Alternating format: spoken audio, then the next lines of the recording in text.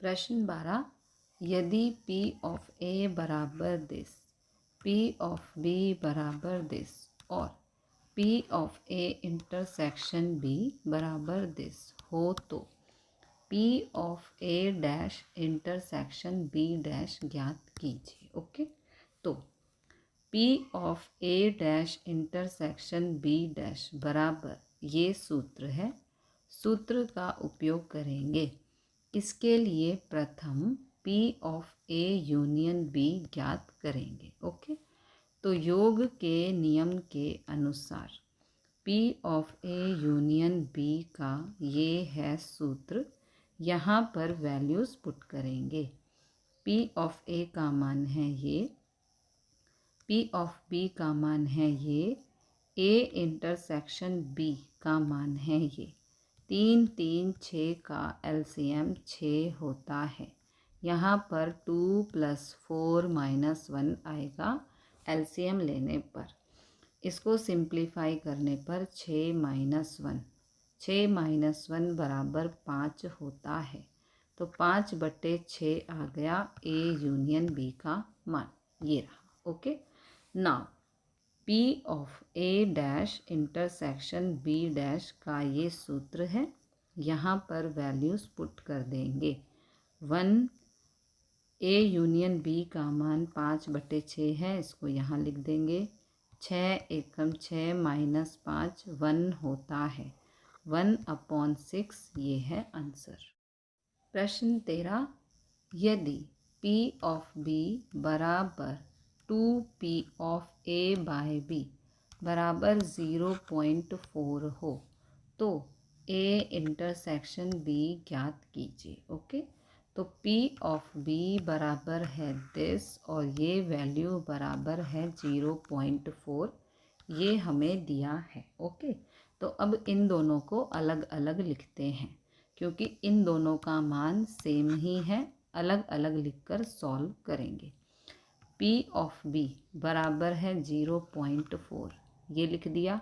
अब 2P of A by B बराबर भी है 0.4, ये हमें दिया गया है।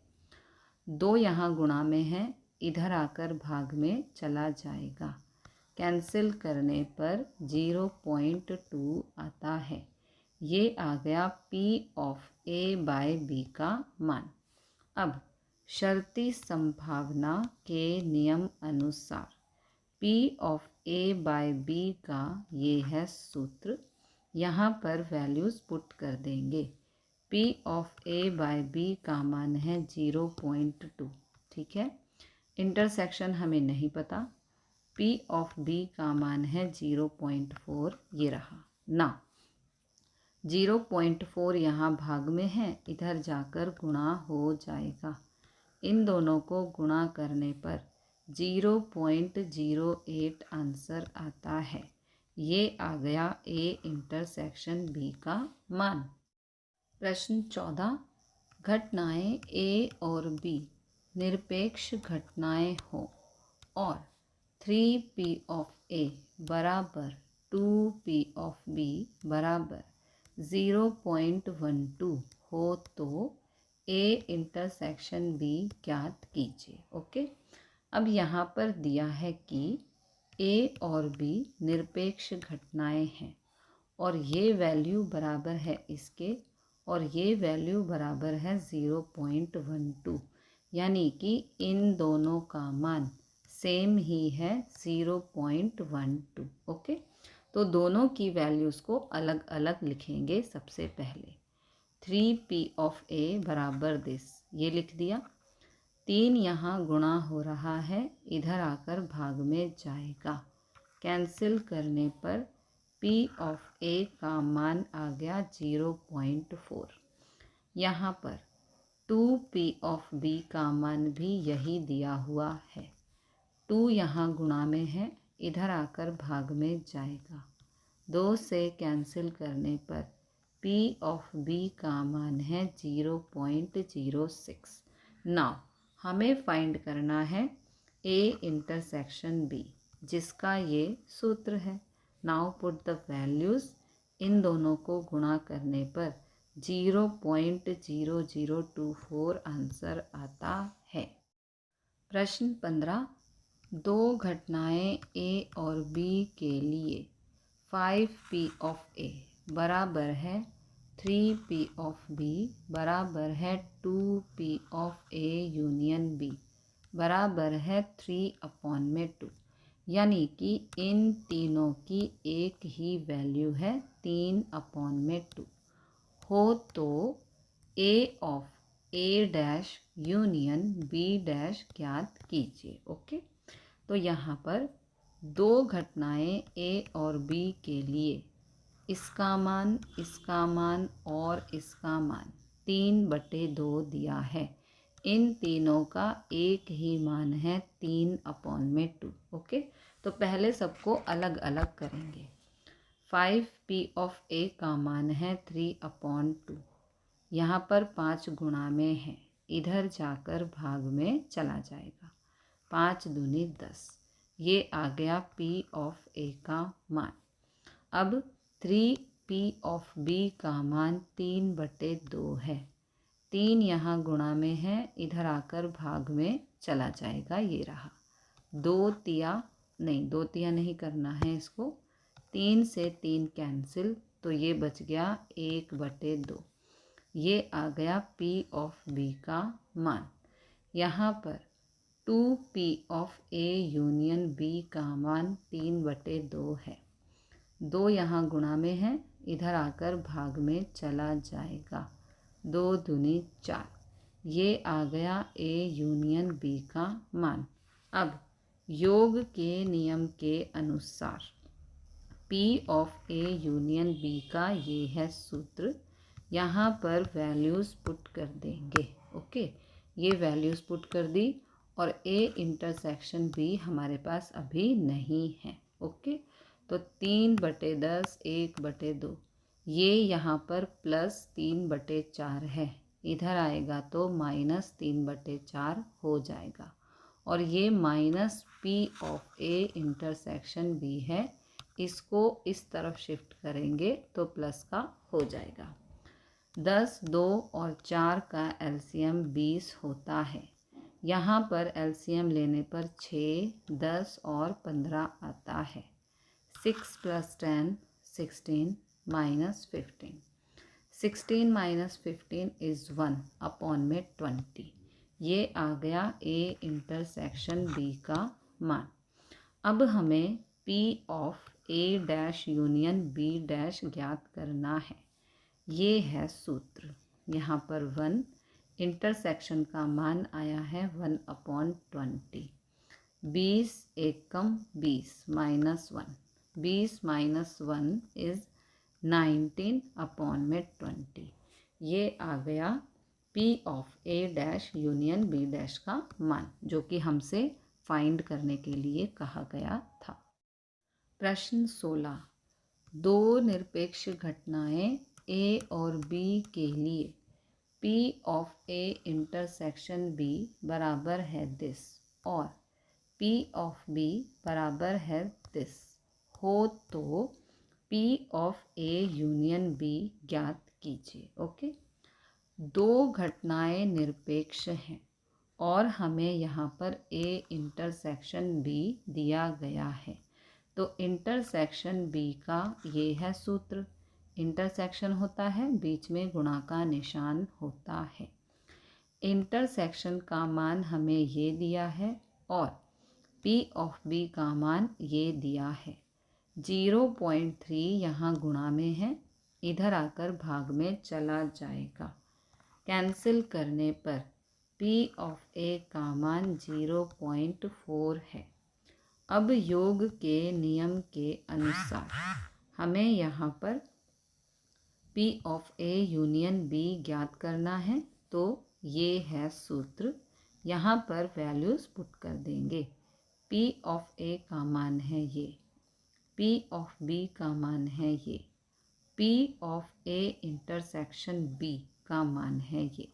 इनको सॉल्व करने पर 0.58 आंसर आता है। ओके, प्रश्न 17, यदि A बराबर है दिस और बी बराबर है दिस हो तो ए यूनियन बी और ए इंटरसेक्शन बी ज्ञात कीजिए। ओके, तो सबसे पहले ए यूनियन बी, ये है ए का मान यूनियन और ये है बी का मान।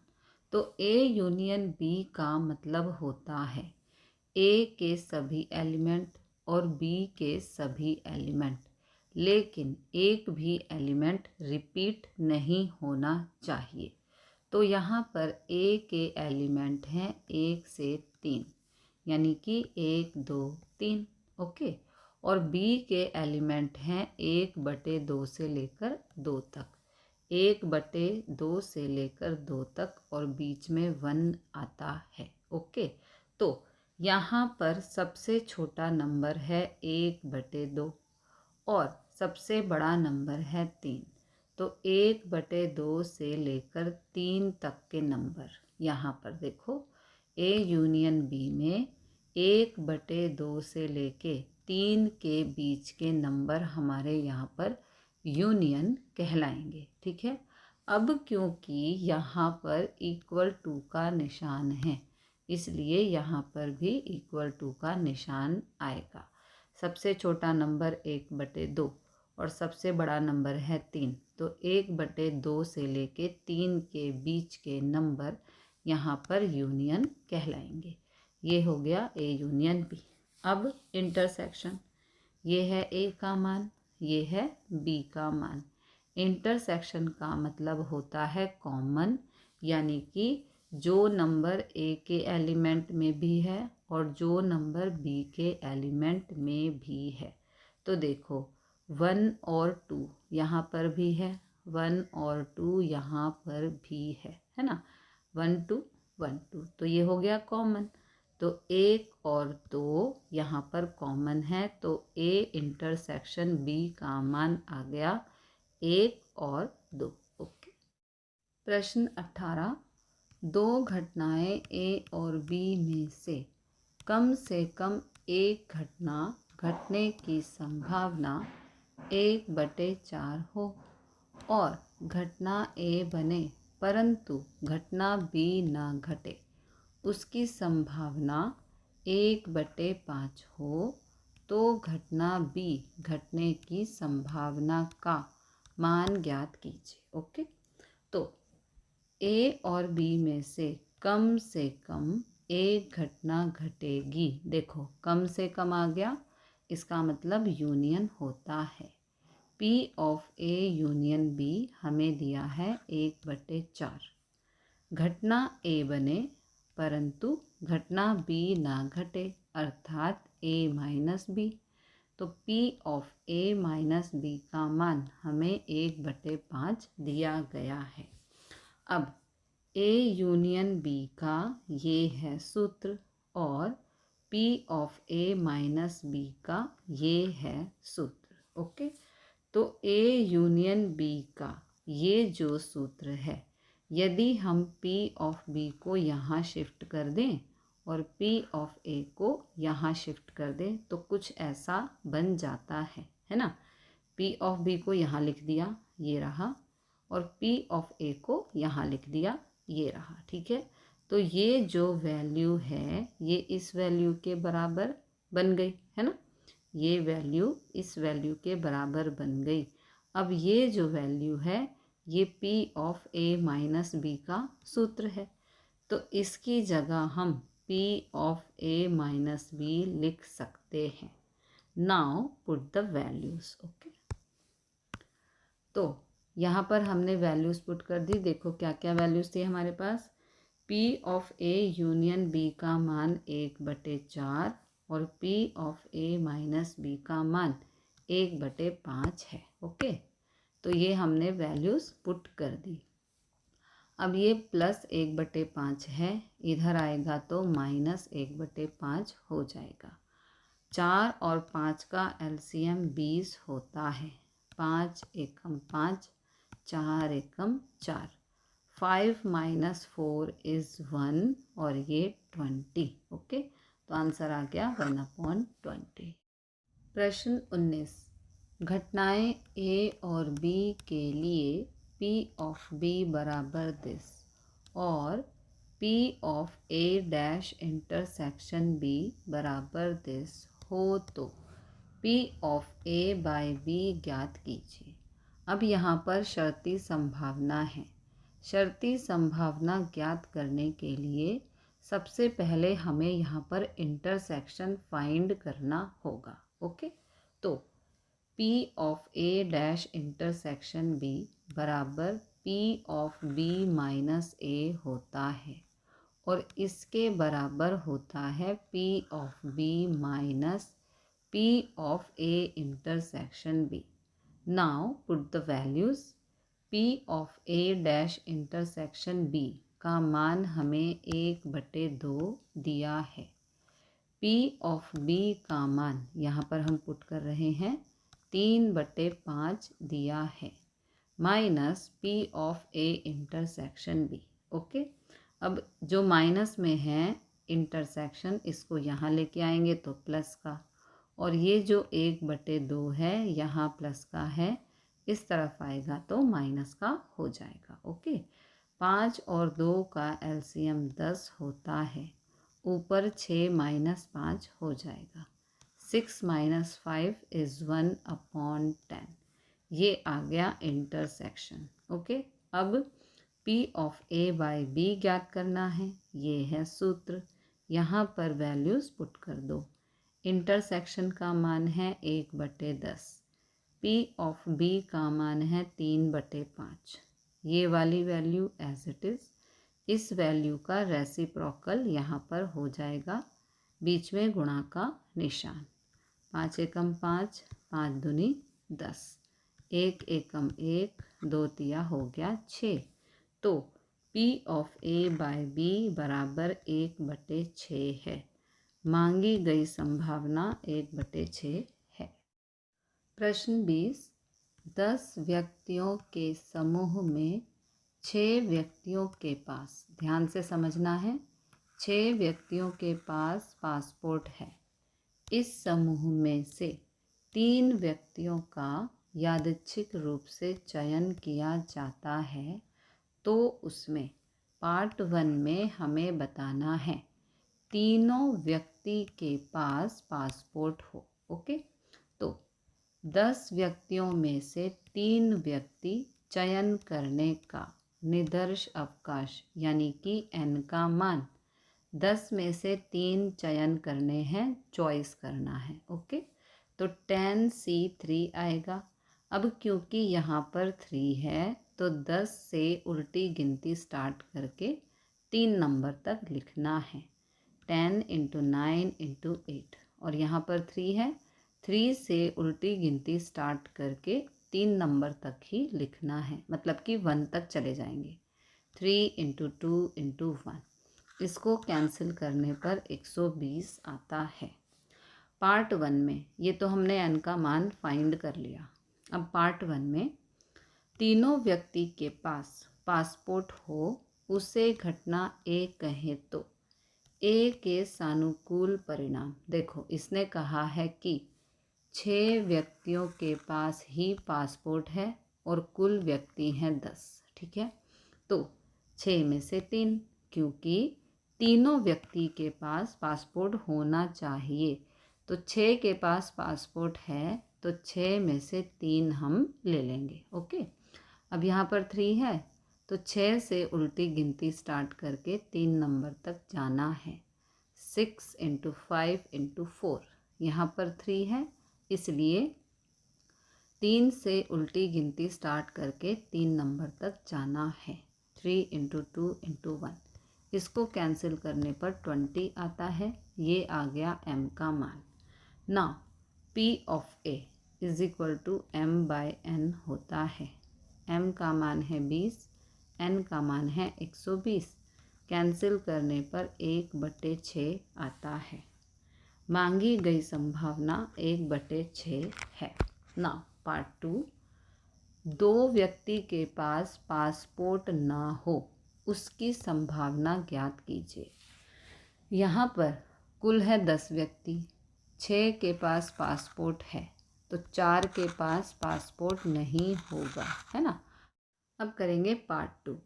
पार्ट 2 में हमें कहा है कि 2 व्यक्ति के पास पासपोर्ट ना हो उसकी संभावना ज्ञात कीजिए। यहाँ पर 10 व्यक्ति हैं, 6 व्यक्ति के पास पासपोर्ट है, तो 4 के पास पासपोर्ट नहीं होगा। ठीक है, यही बात है ना।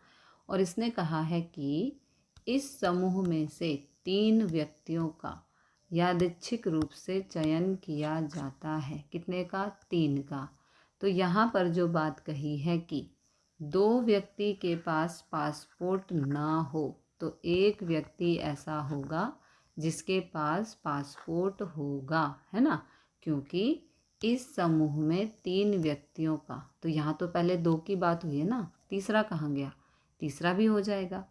इस समूह में से 3 व्यक्तियों का यादृच्छिक रूप से चयन किया जाता है, जिसके लिए कंडीशन है ये कि 2 व्यक्ति के पास पासपोर्ट ना हो और एक व्यक्ति के पास पासपोर्ट होना चाहिए। ओके, तो 2 व्यक्ति के पास पासपोर्ट ना हो उसे घटना बी कहें तो बी के लिए सानुकूल परिणाम। 4 व्यक्ति ऐसे हैं जिनके पास पासपोर्ट नहीं है, तो 4 में से 2, है ना। अब क्योंकि यहाँ 2 है तो 4 से उल्टी गिनती स्टार्ट करके 2 नंबर तक लिखेंगे, यानी कि 4 × 3। और यहाँ पर 2 है तो 2 से स्टार्ट करके उल्टी गिनती 2 नंबर तक लिखेंगे, 2 × 1। ओके, अब जो एक व्यक्ति है उसके पास पासपोर्ट है, तो 6 में से 1 हो जाएगा, है ना, क्योंकि 6 व्यक्ति के पास पासपोर्ट है, तो 6 में से 1। इस तरह से हमने 4 में से 2 व्यक्ति लिए और 6 में से 1 व्यक्ति लिया। 6 में से 1 व्यक्ति वो है जिसके पास पासपोर्ट है। 6C1 का आंसर 6 आता है, इसको कैंसिल करने पर 6 आएगा। ओके, देखो इसका जो आंसर है इसको कैंसिल करने पर 6 आएगा और 6C1 का आंसर यहाँ पर 6 आता है। ओके, तो 6 × 6 हो गया 36। अब यहाँ पर गुणा का निशान है, क्योंकि यहाँ पर व्यक्ति ही हैं और पासपोर्ट की ही बात हो रही है ना। व्यक्ति हैं और पासपोर्ट की ही बात हो रही है, मतलब कि एक जैसी ही चीज़ें हैं, दूसरी कोई चीज़ यहाँ पर नहीं है। तो यहाँ पर इंटरसेक्शन वाली बात हो गई, है ना, क्योंकि व्यक्ति हैं और पासपोर्ट है, दूसरी तो कोई चीज़ है नहीं। तो इंटरसेक्शन का मतलब है यहाँ पर गुणा। ओके, तो 6 × 6 हो गया 36, m बराबर 36 आ गया। Okay, now P of B बराबर m/n होता है। m का मान 36, n का मान 120, कैंसिल करने पर 3/10 आंसर आता है। मांगी गई संभावना 3/10 है। प्रश्न 21, किसी वर्ष के बजट में पुरुषों की आय के लिए आयकर मर्यादा में वृद्धि हो उसकी संभावना 0.66 और स्त्रियों की आय के लिए कर मर्यादा में वृद्धि होने की संभावना 0.72 है। पुरुषों और स्त्रियों की ऐसे दोनों की आय के लिए आयकर मर्यादा में वृद्धि हो उसकी संभावना 0.47 हो तो उस वर्ष के बजट में। सबसे पहले यहाँ पर A बराबर बजट में पुरुषों की आय के लिए आयकर मर्यादा में वृद्धि हो वह घटना P ऑफ A बराबर 0.66 है। B बराबर बजट में स्त्रियों की आय के लिए आयकर मर्यादा में वृद्धि हो वह घटना P ऑफ B बराबर 0.72 है।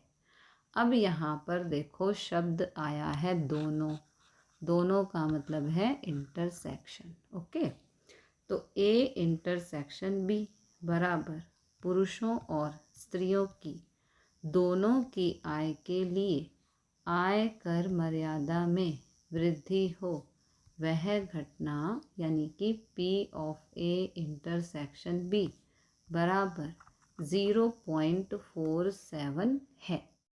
पार्ट 1 में हमें बताना है पुरुषों और स्त्रियों दोनों में से सिर्फ एक की आय के लिए, देखो सिर्फ एक की आया है, इसका मतलब यहाँ पर यूनियन है। ओके, आयकर मर्यादा में वृद्धि हो तो पुरुषों और स्त्रियों दो में से सिर्फ एक की आय के लिए आयकर मर्यादा में वृद्धि हो वह घटना, अर्थात ए घटे और बी ना घटे, मतलब कि ए हो और बी ना हो, अथवा बी घटे और ए ना घटे। ठीक है, तो यहाँ पर अथवा आया है, अथवा आ गया, इसका मतलब यूनियन, और यूनियन का मतलब होता है प्लस। ठीक है, तो अंतर घटना कि ए घटे और बी ना घटे, इसके लिए ए माइनस बी,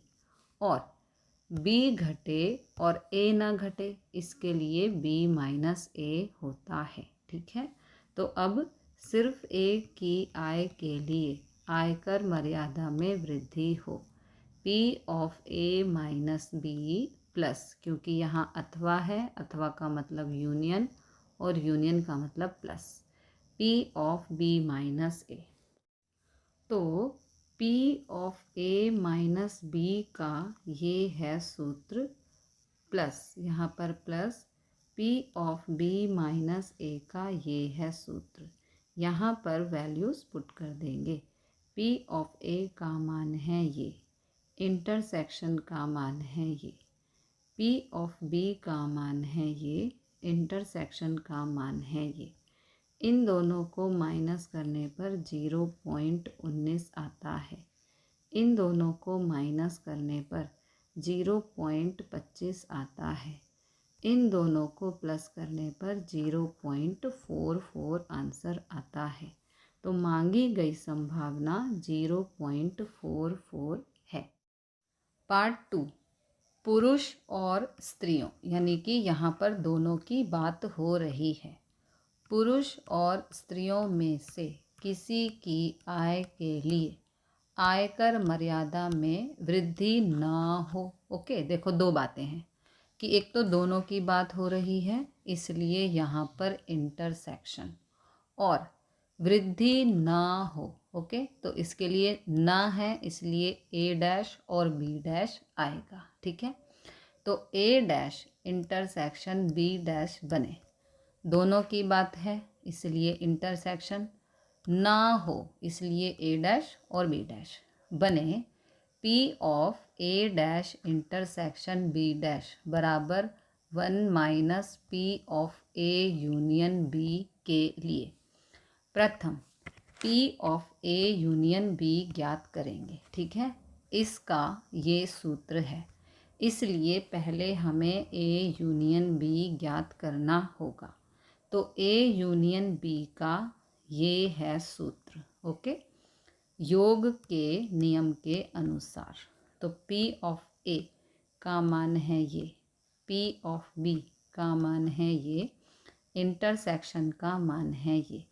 इन सबको सिंप्लीफाई करने पर या इन दोनों को प्लस करने पर ये आंसर आता है, और माइनस 0.47, यानी कि इन दोनों को माइनस करने पर 0.91 आता है।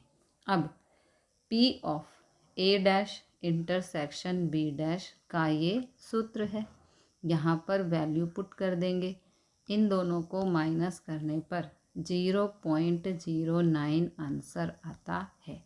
तो मांगी गई संभावना 0.09 है। प्रश्न 22, क्रूड ऑयल के मूल्य में वृद्धि होने के बाद पेट्रोल के मूल्य में वृद्धि हो, ऐसा 80% किस्सा में बनता है, और डीजल के मूल्य में वृद्धि हुई हो, ऐसा 77% किस्से में होता है। पेट्रोल और डीजल दोनों के मूल्य में वृद्धि हो, ऐसा 68% किस्से में होता है। पेट्रोल का मूल्य में वृद्धि हुई है, उसी शर्ताधीन डीजल के मूल्य में वृद्धि हो उसकी संभावना ज्ञात कीजिए। ओके, तो ए बराबर पेट्रोल के मूल्य में वृद्धि हो वह घटना पी ऑफ ए, यहाँ पर 80% दिया है, जिसको हम 80/100 लिख सकते हैं और इसको कैंसिल करने पर 0.80 आता है। बी बराबर डीजल के मूल्य में वृद्धि हो वह घटना पी ऑफ बी, यहाँ पर 77% दिया है, इसको हम 77/100 लिख सकते हैं। कैंसिल करने पर 0.77 आता है। अब ए इंटरसेक्शन बी, पेट्रोल और डीजल दोनों, देखो दोनों आया है तो इंटरसेक्शन आएगा।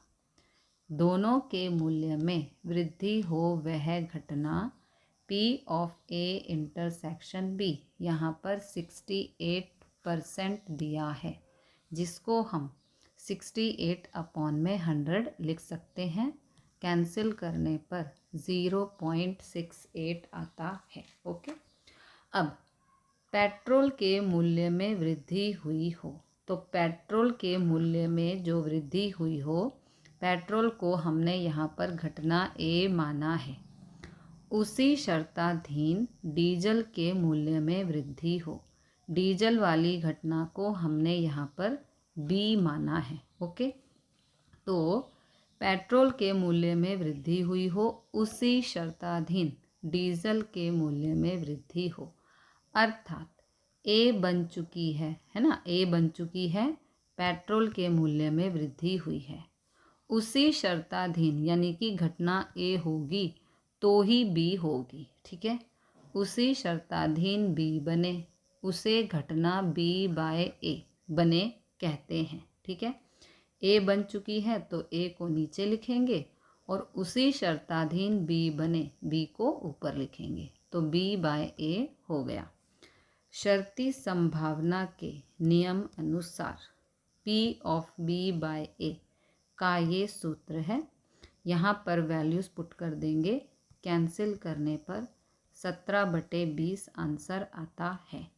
मांगी गई संभावना 17/20 है।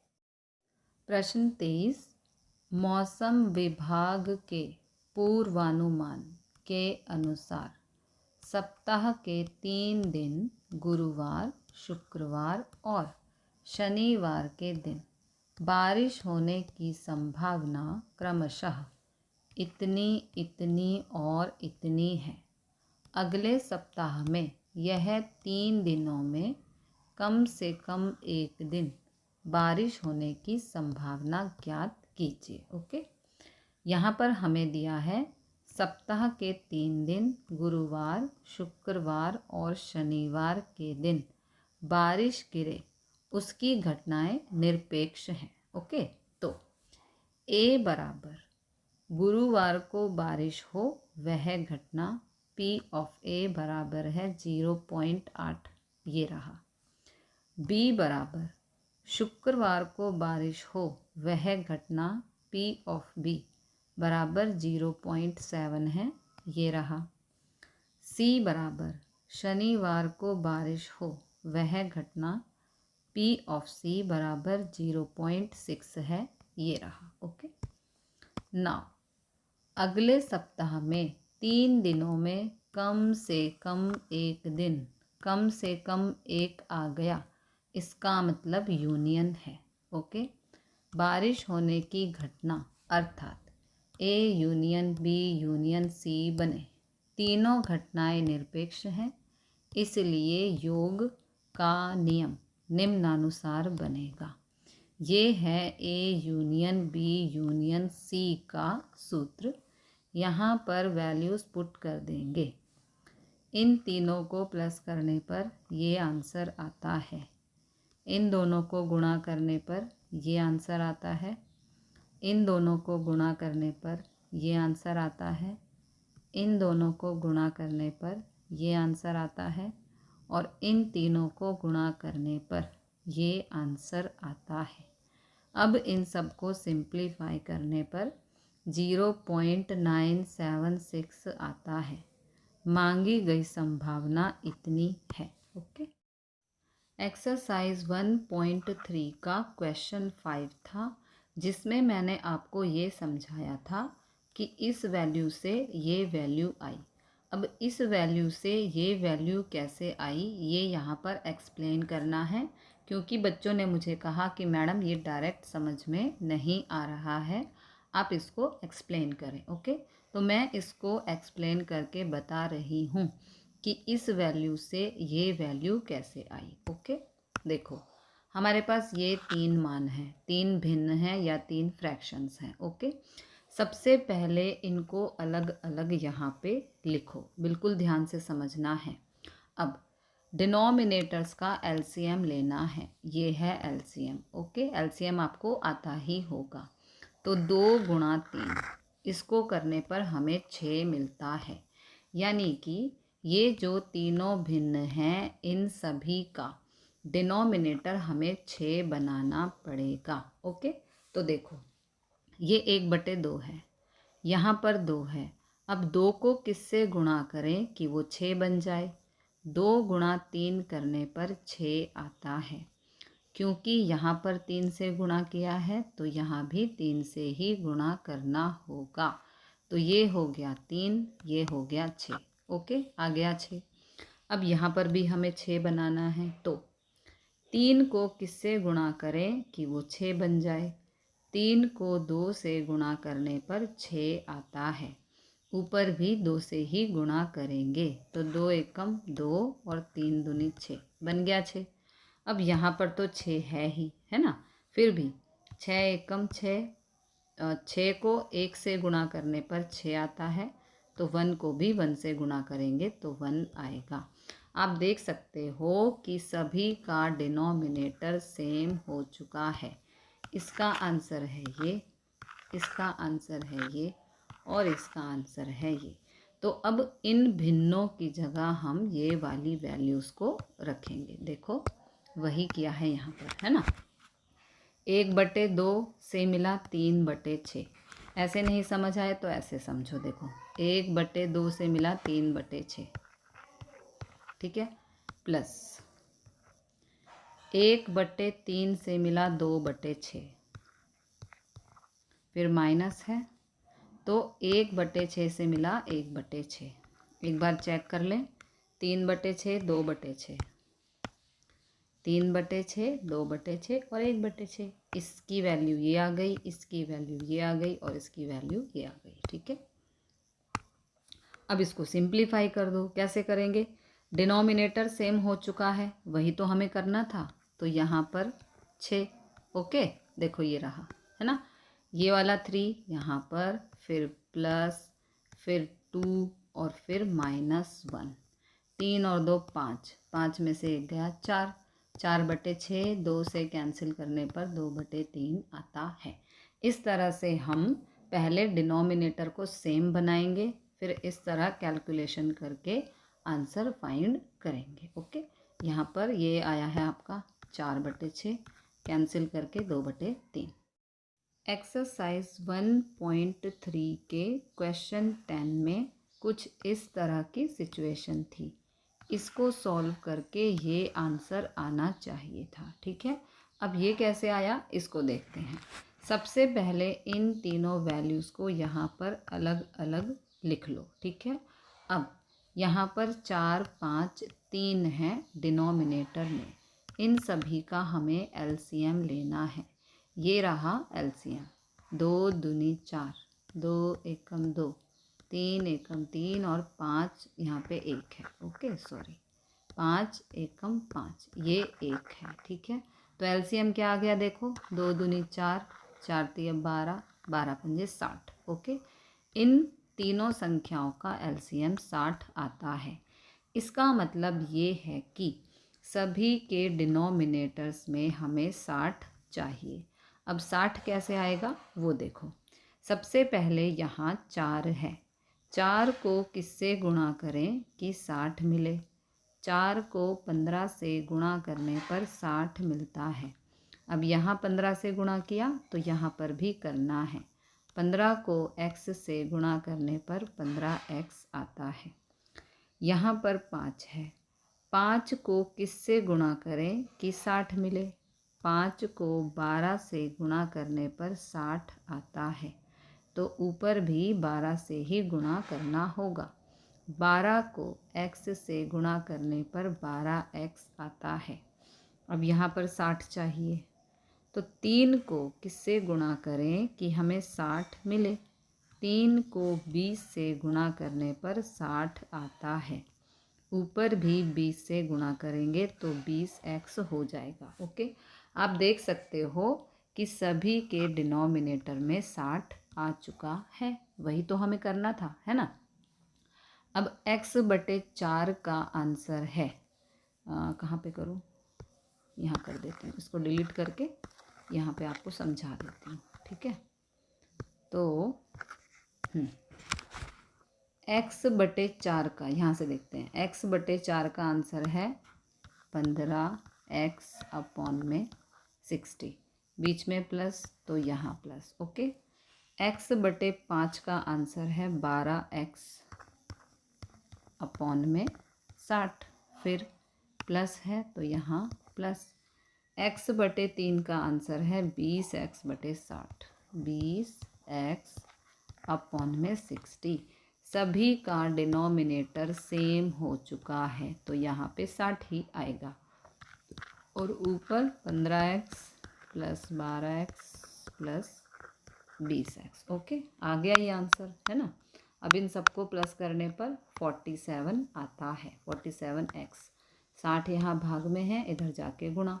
अब 47 यहाँ गुणा हो रहा है, इधर आकर भाग में चला जाएगा। ये आ गया है x का मान। चैप्टर 1 का सेक्शन C का क्वेश्चन 12 था, जिसमें इस वैल्यू से ये वाली वैल्यू प्राप्त हुई थी। अब ये कैसे हुई है इसको हम समझते हैं। ओके, तो ये तीनों फ्रैक्शंस हमारे पास हैं। सबसे पहले तीनों को यहाँ पर अलग अलग लिख दो। अब डिनोमिनेटर्स का एलसीएम लेना है। 3 3 6 ये रहा। ओके, ये है एलसीएम 3 3 6 का, जो कि डिनोमिनेटर्स है। तो एलसीएम है 2 तिया 6, इन दोनों को गुणा करते हैं। 2 तिया 6 एलसीएम है, ऐसे लिख दो। 2 × 3 = 6, एलसीएम आ गया 6। ओके, इसका मतलब ये है कि सभी के डिनोमिनेटर्स में हमें 6 बनाना है। तो 3 को 2 से गुणा करने पर 6 होता है, ऊपर भी 2 से गुणा करो। 3 को 2 से गुणा करने पर 6 आता है, ऊपर भी 2 से गुणा करो। यहाँ पर तो 6 है ही, फिर भी 6 को 1 से गुणा करो, 6 आता है, ऊपर भी 1 से गुणा कर दो। तो इससे हमें ये मिला, तो इसको लिख दो 2/6। प्लस का निशान है, यहाँ प्लस। इस वैल्यू को सॉल्व करके ये मिला, यानी कि 4/6। यहाँ माइनस है तो माइनस। इसको सॉल्व करने पर ये मिला। देखो, सभी के डिनोमिनेटर्स बराबर हो गए, तो 2 + 4 - 1, और यहाँ पर तो 6 है, तो 6 को एक बार लिख देंगे। अब इसे सॉल्व करो। 2 + 4 6 होता है, 6 - 1 करने पर 5 आता है। क्या यही आंसर है? ये रहा, है ना। सेम वही है, ठीक है ना। इसको सॉल्व करने पर 2/6, इसको सॉल्व करने पर 4/6, और इसको सॉल्व करने पर 1/6 आया था। तो यहाँ पे 6 हमने फाइंड कर लिया था डिनोमिनेटर, और ये 2 + 4 - 1 करने पर 6 - 1 5/6 आता है। चैप्टर 1 का सेक्शन C का क्वेश्चन 15, इसमें हमने इस वैल्यू से इस वैल्यू को प्राप्त किया था। अब देखो कैसे करना है। ओके, यहाँ पर 3 फ्रैक्शंस हैं। सबसे पहले डिनोमिनेटर का एलसीएम लेना है।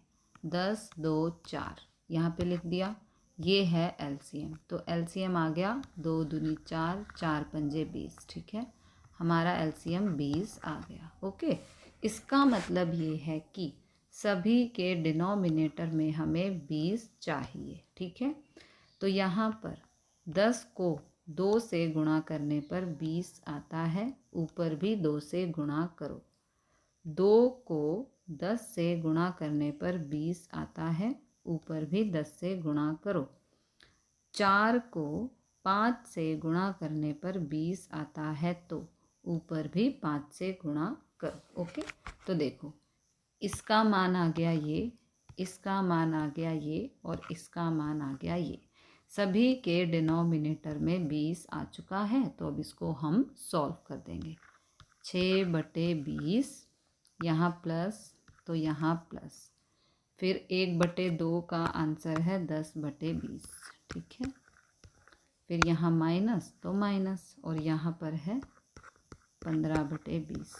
सभी के डिनोमिनेटर में 20 है, 20 को यहाँ लिख दो। 6 + 10 - 15 करना है। ओके, तो 10 और 6 होता है 16।